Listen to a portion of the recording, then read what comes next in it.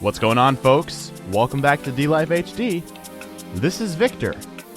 Today, we're going to be discussing Nintendo's future amongst the next generation of consoles. Will they go ahead and release their next console? Or is the Nintendo Switch almost halfway through its life cycle? We'll answer these questions, as well as many more. But without any further ado, let's jump right into it. Switch it up. Switch it up. I was a worker, had to upgrade to a boss. Switch it up. Used to live in the hood, but had to upgrade to a loft. Switch it up. Recently, I've been discussing Nintendo's future with a couple of my friends, and it's got me thinking. With the next PlayStation, the PS5, and the next Xbox, the Xbox Series X, releasing this holiday, some fear that Nintendo might be in trouble. While my personal opinion is that Nintendo has it good and that the sales for the Nintendo Switch will continue, other people believe otherwise. Now, Nintendo has had many flops over the years, including the Virtual Boy and the Wii U, but overall, they know how to come home swinging with consoles that are usable amongst a wide variety of people, and so that appeal to many people is what ends up selling high numbers, and the Wii and the Switch systems and other consoles in the past. The Nintendo Switch may be an underpowered console compared to even this generation, the Xbox One and the PlayStation 4, but the Nintendo Switch's wide appeal to many people and easy games to understand, such as Mario Kart, are why we see high numbers. Now, Microsoft has not released their official numbers for the Xbox One sales, but it is believed that the Nintendo Switch has already outsold the Xbox One in just a short amount of time. Now, regardless of the console wars between the PlayStation and Xbox this coming generation, Nintendo might be in for some trouble. Will Nintendo be able to compete against these next generation consoles? Have the people that bought the Switch already bought it and the sales are just going to decrease from here? Now, nobody can predict the future, but it is easy to make educated guesses if you know what you're talking about. Now, the Nintendo Switch has many different types of games on it, and many believe that Nintendo has already hit us with all their heavy hitters, like Zelda, and Mario Kart, and Super Smash Bros. They have already used a lot of their first-party titles already.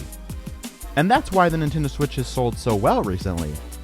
Nintendo is not known necessarily for their consoles and their power, but more for their games. Now, Nintendo does like to implement gimmicks into their consoles, like the Wii's motion controls and the Switch's ability to be docked and portable play, but overall, and at the end of the day, it's their games that sell their consoles. People love Zelda, people love Mario, and they love sitting around with their family on the couch and playing multiplayer games. And so at the end of the day, it's all about Nintendo's games, and less about their console itself. While they may reel you in with a gimmick of some kind, in the long run, their games are what push consoles. Now, this is kind of the opposite with the Xbox. The Xbox is a powerhouse, but that's more of a playground for third parties to develop games, less so of the first-party Microsoft studios. Whereas they do have games like the Forza and exclusives such as Gears, Microsoft is less known for their exclusives. Now, PlayStation is kind of the middle ground here. They have a strong console. The PS5 looks to be extremely powerful, especially compared to the Nintendo Switch, but they also have awesome Japanese-developed first-party exclusives, and some American. There are plenty of PlayStation exclusives that make people compelled to buy their consoles, like The Last of Us, Spider-Man, and Horizon Zero Dawn. So, if Nintendo's console is underpowered compared to this next generation, and they've also used a lot of their heavy-hitter console-pushing games, what are they going to do next? I propose two different routes. One, develop a new console, not necessarily their next generation, but maybe a console revision that has a little bit more power. That way, when porting third-party, more strong games, such as the Outer Worlds, which recently came to the Nintendo Switch and suffered from the underpowered system, porting those over to a more powerful upgrade revision to the Nintendo Switch would be easier because it would have more power and these games would run smoother. Of course, you run into the issue of potentially dividing your fan base. When the new Nintendo 3DS came out, it had exclusive titles like Xenoblade and Minecraft. Those titles could not be purchased on previous editions of the 3DS, yet they were all the same console in the long run. This made it confusing for people that were uneducated in this topic, like maybe people who were looking to buy games for their kids for Christmas. You see Minecraft on the store shelf and buy it for your child who may only have a regular 2DS, and all of a sudden you bought a $40 game and can't play it. That dividing of the fan base can be difficult. Option 2, though, would be to develop older Nintendo first-party franchises. Things like Star Fox and F-Zero that have kind of flopped as of lately and maybe Nintendo has given up on. If they put their best foot forward and revise these old titles, put a new fresh coat of paint on them that's a little bit more modern, like they did with Breath of the Wild and its open world features, I believe that these games could sell really well.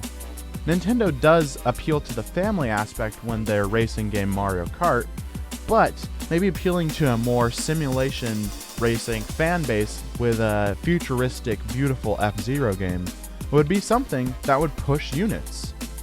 Another suggestion is to delve deeper into making first-party new franchises, like ARMS. ARMS was a completely new thing. It was an off-the-wall idea. Some said it wouldn't sell, but it ended up doing very remarkable numbers for being a new franchise. Splatoon, it came out within the past 5 years, and it's already had 2 installs and sold incredibly.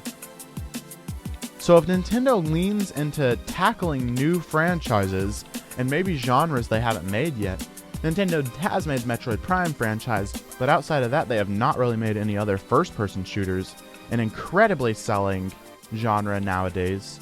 If they leaned into making new franchises and polishing those up, they could be in for a good time. So overall, I don't think Nintendo is in trouble. They always manage to come out swinging with something completely original that no one expected. A lot of times, they don't really compete with the other consoles. The other consoles compete with themselves, and Nintendo kind of just does their own thing.